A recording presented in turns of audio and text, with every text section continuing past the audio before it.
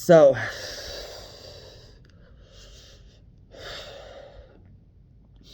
I was doing art and talking to the patients and just being myself. The janitor ladies really liked me. I kind of did a networking deal with the guy who brought the food in because I usually didn't like it. And he told me that he'd always bring pizza for me because it was leftovers from upstairs anyway. And I was like, no one told me that. Just bring me pizza. So he always brought me pizza and I could just order. And I had a safe food. I had a seafood while I was in there, and they stole 20 pounds from me. I used to be 160 pounds, and I'm still really strong. You saw my muscles when I was showing you my arms and shit.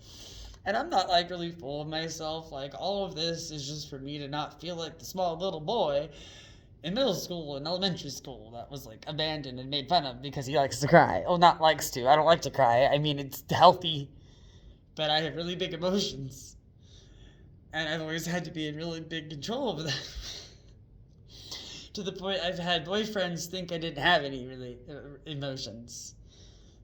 Ethan straight up was like, wow, until we started dating, I didn't think you actually had any emotions. And I was like, oh, it's because I'm still in charge of them because everyone uses them against me. Everyone, no matter what emotion, love, anger, happiness, like they have to use it against me in some form, way or another, and so I'll feel nothing or try to feel nothing. So yeah, anyway, I was told that artists get out of here very quickly. And there was like some nice people in there, and so yeah, cut to me on the phone bitching at my mom, telling her that she needs to continue trying to fight this from her side, and she actually didn't really fully believe me at first because not that she didn't believe me, but because they were telling her the opposite lie. And I'm sitting here wondering to myself why I'm telling them that they have this down wrong, and my mom's telling them they have this down wrong, and they're going, no, we're getting money for him filling this bed, and even though we have not re-sackavowed him at all, even though he's requested us to, and maybe even try to change his medication, we just threatened him with staying here for longer, and he doesn't seem to like that, so we're gonna have to hold him longer, ma'am. And so like that's going on. So just malpractice out the fucking ass. Until finally Dr. Baseball shows up. And I always called him Dr. Baseball because of the movie Mr. Baseball and because he was bald and I couldn't call him Mr. Baldy because I felt like that would have been rude. So this guy shows up. And remember, I have like full Jesus beard, my hair's blue, and I was making a stink about wanting my combat boots. I had my mom start bringing my stuff in because I had been in there for so long, I wanted my stuff. I was like playing my games, and I like my Danganronpa and Pokemon, uh, and they wouldn't give him my boots. And he was like, "Why won't you give him his boots?" Like, "Oh, because he's gonna hurt himself." Oh, that was one of the biggest bullshit things that they did to me. They thought these white scars that were already white by the time I was in there, they thought this meant I was gonna hurt myself. And I told them all the time, I was like, I have not done that in so long. I'm not going to do that.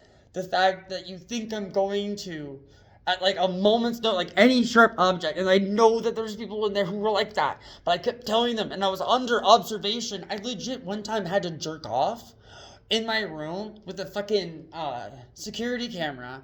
I went into the bathroom, and luckily they gave me just enough time to finish because they came in to check on me and were like, "Oh, are you okay?" And I didn't know how to tell them, I don't know. I don't like being under surveillance, and I'm kind of horny and a dude, so like, off. So eventually, I get sent for release because of Dr. Baseball. Uh, uh,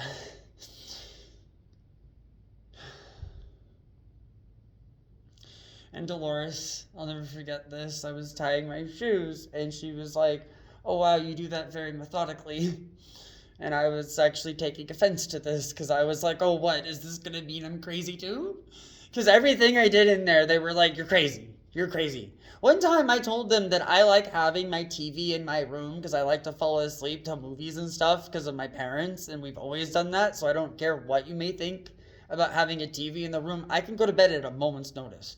Literally, I chose to stay up this long, like I said in my last video, because this is kind of still going. If I'm wearing the same stuff in the same spot, same pose, I'm gonna be still fucking chatting, I guess. So anyway, they just kept construing that I'm just like this psychobabbling crazy person, even though I'm severely neurodivergent and trying my best to do. At one point, they tried to label me as like criminally a genius because I'm like reading my paperwork and I'm trying to learn more about what they think about me and what they're saying about me so I can help mom navigate that end. And like basically, I had to Batman my way out of there. And luckily, yeah, and my dad was grocery shopping. I don't think he knew I was going to be getting out because, yeah, it sucked. Like, he knew I didn't need to be in there. My mom knew that. My brother knew that. But we just couldn't get me out.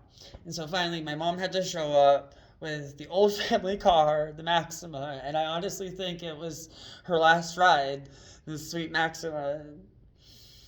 And I probably should have quit smoking. This is the funniest part. When I was in there, they didn't let me smoke. And they were like, do you want a nicotine patch? And I said no and refused one the entire time I was there because I was like, no, that's bullshit. I want a cigarette. I don't want a nicotine patch. So I had mom buy me a pack of smokes and I finally got out. One of the other shittiest moments in that place, they weren't letting us go outside. And like I said, they were underfeeding me. They actually got mad at me because I kept going into the lunchroom to snack. I was eating like bananas and apples and oranges, and I was eating the little cereals and stuff because I needed food. My family was even bringing food in there because I have a severely high metabolism, and I kept telling them, and they went, no, shut up. Oh, and shout out to my friend Sabalon, if you ever see this. She was honestly probably one of the only other people in there that I knew for sure didn't need to be in there because we used to just like bro bond and they were trying to fatten her up. So she used to give me her shakes so that I could possibly try to hold on to any fucking weight. Lord knows I could have ended up being 130 or 120 pounds. My metabolism is so bad. I'm still at 140. You can ask my family. I can eat you at a house and home and I'll still be as skinny as I am. Yeah, I know. I have the opposite problem as a lot of other people. Grass is always greener. So yeah, they weren't letting us out until eventually I forced them almost, actually. I almost started a wee bit of a riot. So I took my best friend patients, the people I could trust, and I'm 14 years martial arts trained. I don't know if I ever said that on this channel, but I am in Krav Maga. And I started teaching them how to throw a punch. I was like, oh yeah, this is how you fight, you want to learn how to fight? And they're like, oh, please stop teaching the patients how to fight. I was like, I don't know, prisoners even get to go outside. When do I get my recess time, boss? And I guess I made enough of a stink that my favorite orderly, she was a pregnant lady I actually protected during art class. No, it wasn't art class. That was one of my favorites. It's where I made the dream catchers. So, we were playing with this like big beach ball and all the patients are starting to get kind of rowdy and I started to freak out. And it was because she's pregnant and all I could think about was Jigsaw's wife, where someone's gonna fucking hit her and she's gonna lose that baby. And she was obviously losing us as a group. So out of nowhere, and I call it using my man card. I do it for my mama, my auntie. I'll do it for men too. But usually I have to do this for women that are not getting listened to. And I'll be like, she is fucking pregnant. Can you please respect the fact that there is an unborn life here and listen to her? And yeah, sure, shit, they snap to attention. Because, like, I know I can be intimidating. I've had to be, because like I said in either the other video or the last one, people always freaked me out. So I guess I became even freakier to freak you back the fuck out. And that's just kind of how it works. So yeah, I eventually got out, and it was not smooth sailing from there. Yeah, that was the worst part. At one point, I actually ended up having to go back for a smaller extended stay before I got let back out, because my mom thought I was going to cut myself. And so she, called the police on me. That was okay. That was fine. I didn't cut myself. But it's okay, Mom was scared. And I forgive her for things, and we've talked about it. So do not at Mom in the comments. Not like anyone ever watches me.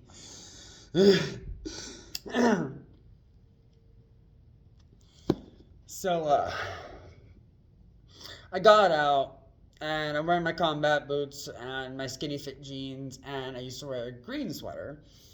And honestly, it's like I have to learn how to walk all over again. I have like a whole neural reset going on. And this is actually one of the first things that really led me to discovering that I'm autistic. There was a moment where I did not know how to pull my pants back up. I was so in the brain fog of this Geodone they were forcing me to still take because I had to be on the outside essentially because I'm such a psychopath that I have to take this medication to unpsycho my pathy. So, all I could think about was, oh, okay, Dad's gonna be here soon. He'll help me. And I said, and I quote, "Hi, Dad. I'm sorry. I just can't figure out how to pull my pants up." And it's one of the worst moments out of this entire story. And I still hate it to this day. And I have one with Mom too. And I still feel so bad about it. And I am still completely aware of what's going on, which is, sorry, I'm almost freaking out because it's not psychopathy. I've researched these things since I was like 12 years old because my family's got some stuff. So I've always really been into research and psychology and science and study.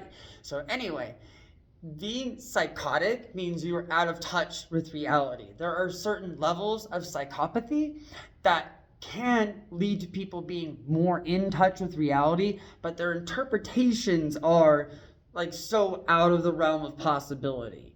Think the person who, instead of joking about the flying spaghetti monster that might be God, they actually do earnestly believe there's a flying spaghetti monster made of spaghetti and meatballs. You know what I mean? They're like, oh yeah, Terry, I love that guy. And you're like, wait, what do you mean? They're like pointing to Terry.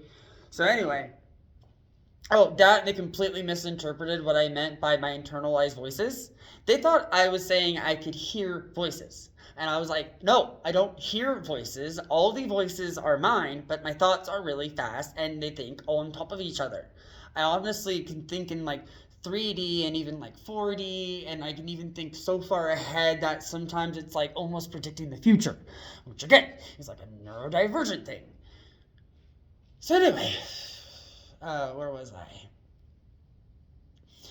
Taking that stuff, and I had to go to Dr. Butthole, another stupid therapist, who, and I quote, I started talking to very, very quickly, because just like I opened these videos with, I didn't really know how to start talking about all the things. So I talk about them very fucking fast, and then you are supposed to then stop me and then ask questions and reiterations or whatever. But I just started talking at him, and he just got up, went to his computer, sat down, and was like, can you point out the medication they had you on?